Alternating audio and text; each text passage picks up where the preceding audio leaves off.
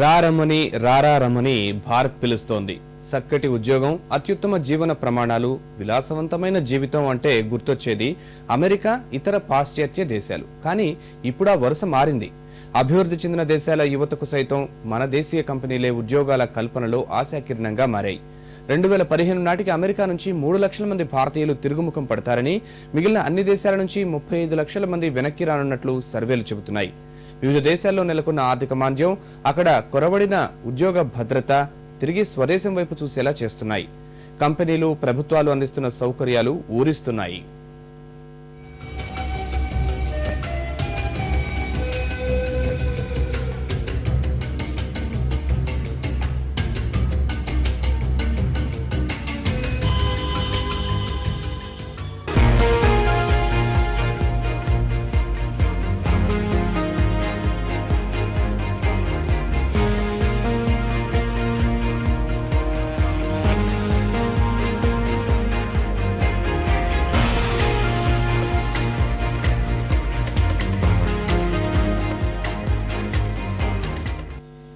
మా అబ్బాయి అమ్మాయి అమెరికాలో చదువుతున్నారనో పనిచేస్తున్నారనో బడాయి చెప్పుకునే రోజులు ఇక పోనున్నాయి.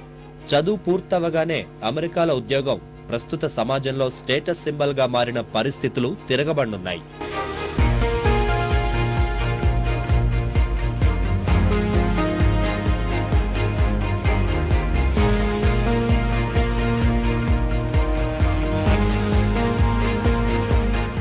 మాంద్యం కారణంగా ప్రపంచ దేశాల ఆర్థిక వ్యవస్థలు కుదేలవగా మన దేశం మాత్రం దాన్ని తట్టుకుని నిలబడగలిగింది. అంతర్జాతీయంగా పలు బహుళ జాతీయ కంపెనీలు సైతం ఉద్యోగుల్ని తగ్గించుకుంటే భారతీయ కంపెనీలు మాత్రం మాంద్యాన్ని తట్టుకుని స్థిరపడగలిగాయి. ఈ పరిస్థితే మన కంపెనీల పట్ల విశ్వాసాన్ని పెంచాయని, ఇండియా నుంచి ఇతర దేశాలకు వెళ్లిన భారతీయులు తిరిగి స్వదేశానికి వలసబాట పట్టేలా చేస్తున్నాయనేది వివిధ సర్వేల మాట.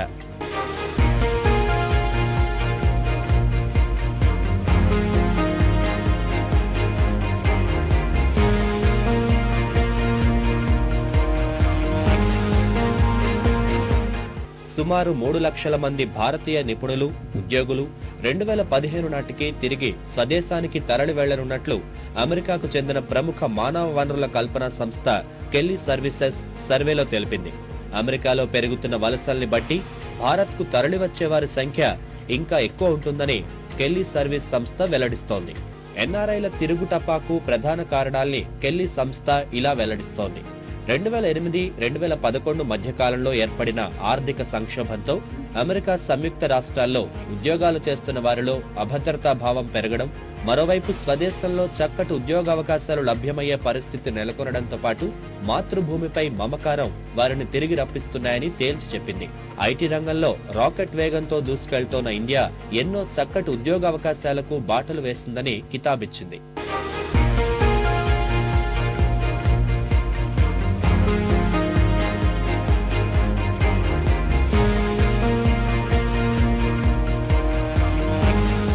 ఉన్నత ప్రమాణాల విద్యావకాశాలతో పాటు అర్హత సాధిస్తోన్న భారత శాస్త్రవేత్తలు, ఇంజనీర్లు ఇలా పలు రంగాల్లో నిష్ణాతులు క్రమంగా తయారవుతున్నారు. నైపుణ్యత, మేధో వలసలు ఆయా దేశాలకు పరిమితం కావడం, దేశీయ అభివృద్ధికి స్వదేశీ మానవ వనరులను ఉపయోగించుకునేందుకు ప్రభుత్వాలు మొగ్గు చూపుతుండడం మరో కారణంగా ఆ సంస్థ విశ్లేషిస్తోంది. ప్రపంచం మొత్తం ఆర్థిక సంక్షోభంలో మిట్టాడిన పరిస్థితుల్లో భారత్ మాత్రం నిలదొక్కుకోవడం ప్రవాస భారతీయుల సొంత దేశంపై నమ్మకాన్ని కలిగించిందని ఆ సంస్థ పేర్కొంది. ఇవాళ అమెరికా ఎందుకు వెళ్ళాం? ఆ రోజుల్లో ఇక్కడ మధ్యతరగతి కుటుంబంలో పుట్టి పెరిగినటువంటి వాళ్ళకి చదువుకోవడానికి కానీ, చదువుకున్న తర్వాత ఉద్యోగ అవకాశాలు కానీ చాలా పరిమితంగా ఉండేటువంటివి. ఇవాళ అప్పట్లో ప్రభుత్వ ఉద్యోగం, ఏదో ఒక బ్యాంకులో ఒక ఉద్యోగం వచ్చింది అంటే జాక్పాట్ కొట్టినట్టు. ఇవాళ ఉద్యోగం, నిరుద్యోగ సమస్య అనేటువంటిది ఉంది, కానీ చదువుకున్నటువంటి వాడికి ఉద్యోగం దొరకపోవడం అన్నది లేదన్న విషయం మీకు తెలుసు. కొంచెం ప్రతిభ ఉంటే ఉద్యోగస్తులు కావాలని ప్రతి కంపెనీ కూడా ఎదురు చూస్తోంది. ఆ స్థితి అప్పట్లో లేదు. అటువంటి పరిస్థితిలో ఇవాళ ప్రపంచంలో ఆర్థిక మాంద్యం అన్ని దేశాలని ప్రభావితం చేస్తున్నప్పటికీ అతి తక్కువ ప్రభావితమైనటువంటి దేశం భారతదేశం. ఇప్పుడు పాశ్చాత్య దేశాల వారు సైతం అభివృద్ధి చెందుతోన్న భారత్ పై దృష్టి కేంద్రీకరించారు. ఇక్కడి మార్కెట్ పరిస్థితులు కొంతకాలంగా బలంగా ఉండడం దానికి మరో కారణం. ఒకప్పుడు భారత్లో జీతాల వ్యత్యాసాలు అధికంగా ఉండేవి. కానీ నేడు ఇతర దేశాలతో పోటీగా జీతాల ప్యాకేజీలు దేశంలోనే ఉండడం తాజా పరిస్థితికి బాటలు వేస్తోంది. భారత్కు తిరుగుముఖం పడుతున్న వారి సంఖ్య పెరుగుతున్నప్పటికీ అక్కడి జీవన ప్రమాణాలకు అలవాటైన వారు మళ్లీ స్వదేశీ వాతావరణానికి అలవాటు పడతారా అన్నది ప్రశ్నార్థకమనేది నిపుణుల మాట. ఇప్పుడు ఏమైందంటే దాదాపు ప్రతి ఫ్యామిలీలో ఒకరు ఉండటము, కాస్త కోస్తో ఎడ్యుకేషన్ ఉన్న ఫ్యామిలీలో వాళ్ళ పేరెంట్స్ ఇక్కడి నుంచి అక్కడ వెళ్ళి చూసి రావడము, అక్కడ కల్చరల్ చేంజ్ కూడా ఇక్కడ ఉన్నటువంటి పెద్దవాళ్ళకి, ఈ మెజారిటీ వాళ్ళకి నచ్చట్లేదు. అది ఒక రీజన్ వాళ్ళని వెనక్కి పిలవటానికి. పైగా అప్పుడు ఫ్యామిలీలో నలుగురు ఐదు ఉన్నప్పుడు ఒకరే వెళ్ళారు కాబట్టి ఇక్కడ ఉన్నటువంటి పెద్దవాళ్ళని చూసుకోవడంలో పెద్ద ఇబ్బంది అయ్యేది కాదు. కానీ ఇప్పుడు ఏమైంది, ఇంట్లో ఇద్దరు ఉంటే ఇద్దరు అక్కడ వెళ్ళి ఉంటున్నారు. అసలే మనం ఉమ్మడి కుటుంబాలు కాస్త చిన్న కుటుంబాలు అయినాయి. ఇక్కడ పేరెంట్స్ చూసుకునే వాళ్ళు లేకపోవటం. అందుకని మీరు చూస్తే గత దశాబ్దంలో మనకి ఓల్డ్ ఏజ్ హోమ్ చాలా పెరిగిపోయినాయి. అది ఒక సోషల్ సర్వీస్గా చేయాల్సి వచ్చినటువంటి గవర్నమెంట్ కూడా ఓల్డ్ ఏజ్ పీపుల్కి ప్రత్యేకమైన చట్టాలు తీసుకురావాల్సినటువంటి అగత్యం ఏర్పడింది. అది టోటల్గా మన సంస్కృతికి వ్యతిరేకమైనది.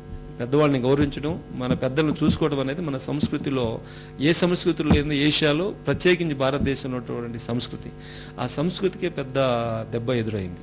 ఇప్పటి వరకు భారతీయుల ఉద్యోగాన్వేషణ స్వర్గధామం అమెరికా. అక్కడ ఉద్యోగం అంటేనే గంతేసేవారు. మిగిలిన దేశాల విషయంలో సైతం రెక్కలు కట్టుకుని కోరుకున్న చోట వాలిపోయి ఏదో రకంగా స్థిర నివాస ఏర్పాట్లు చేసుకునేవారు.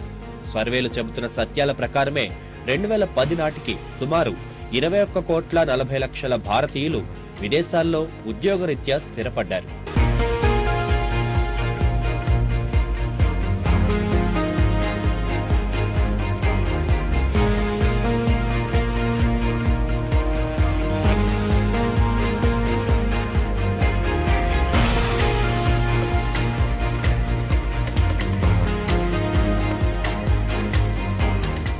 ఇప్పుడా పరిస్థితి తిరగబడనుందని అంతర్జాతీయ ద్రవ్యనిధి సంస్థ సైతం అంచనా వేస్తోంది.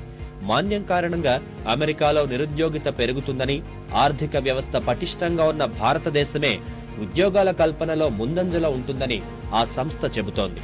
2015 నాటికి 35 లక్షల మంది అమెరికన్లు భారతదేశంలో ఉద్యోగాల కోసం రానున్నట్లు IMF నివేదికలు చెబుతున్నాయి. ఇందుకు ఆయా కంపెనీల్లో పెరుగుతున్న విదేశీయుల నియామకాలు సైతం ఈ వాస్తవాన్ని తెలియజేస్తున్నాయి. స్నాప్డీల్ వెబ్సైట్ ఇటీవలే అమెరికాలో రిక్రూట్మెంట్ చేపడతారన్న వార్తతో అమెరికాలోని పట్టభద్రుల నుంచి దాదాపు 2,000కు పైగా దరఖాస్తులు అందాయని ఆ సంస్థ పేర్కొంది. అందులో 30% విదేశీయులవే కావడం గమనార్హం. అమెరికా యువత భారతదేశం వైపు చూడడానికి ప్రధాన కారణం వారు కోరుకునే తరహా ఉద్యోగాలు ప్రస్తుతం US లో లభించలేకపోవడమే ప్రధాన కారణమని విశ్లేషకులు చెబుతున్నారు.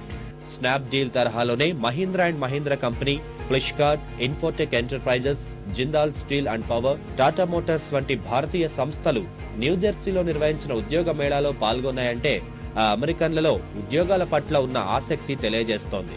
ప్రతి ఏటా 100 మంది అమెరికన్లను నియమించుకుంటున్నట్లు ఇన్ఫోసిస్ సంస్థ ప్రతినిధులు చెబుతున్నారు. దేశీయ కంపెనీలు మాత్రమే కాక భవిష్యత్తులో అమెరికా కంపెనీలు మన దేశంలో వారి శాఖలు ఏర్పాటు చేసి ఉద్యోగులను ఇక్కడికే తరలించనుందని IMF చెబుతోంది.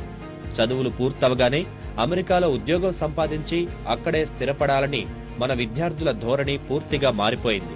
అమెరికా వివిధ యూనివర్సిటీల్లో చదువుతున్న భారత విద్యార్థులు అక్కడ కాక స్వదేశంలోనే స్థిరపడేందుకు ఆసక్తిగా ఉన్నారని ఇటీవల అధ్యయనాలు తేల్చేశాయి.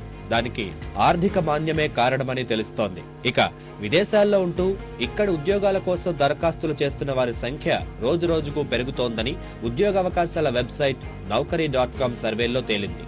HCL technology company Tata group 2015 మార్చికి 10,000 అమెరికన్, యూరోపియన్ నిపుణుల్ని తమ సంస్థల్లో నియమించుకోవాలని ప్రణాళికలు సిద్ధం చేస్తోంది.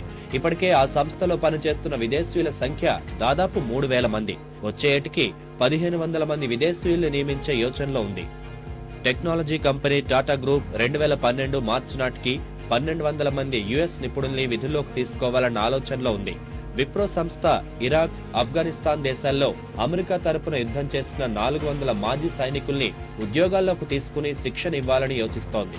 ఇందుకోసం Washington state council of trade union, Microsoft వంటి వాటితో ఒప్పందాలు కుదుర్చుకుంది. విదేశీయులను నియమించుకోవడం ఖరీదైన విషయమే. కానీ అప్పుడే పట్టభద్రులైన విద్యార్థుల్ని ఉద్యోగాలు కల్పించడం వల్ల ఆ ఖర్చును తగ్గించుకునే ఉపాయంతో ముందుకు వెళ్తున్నాయి కంపెనీలు. ఓడలు బండ్లవుతాయి, బండ్లు ఓడలవుతాయంటే ఇదేనేమో. ఇన్నాళ్లు ఉద్యోగావకాశాలు సృష్టించిన అమెరికా యూరోపియన్ దేశాల యువత ఉద్యోగాల కోసం మన దేశాన్ని ఆశ్రయించడం భారత ఆర్థిక వ్యవస్థ ఘనతగానే చెప్పుకోవాలి. అయితే దీని వెనుకున్న ప్రమాద ఘంటికలను ప్రభుత్వాలు గుర్తించాలి. అమెరికాలో ఉద్యోగాలన్నీ తన్నుకుపోతున్నారని, ఇప్పటికే అమెరికన్లు మనపై ఎంత గుర్రుగా ఉన్నారు. అదే పరిస్థితి విదేశీయుల వలసల కారణంగా మన దేశంలో ఏర్పడకుండా జాగ్రత్త వహించాలి. అందుకు తగ్గ ప్రణాళికలను సిద్ధం చేసుకోవాల్సిన అవసరం ఉందని నిపుణుల సూచన.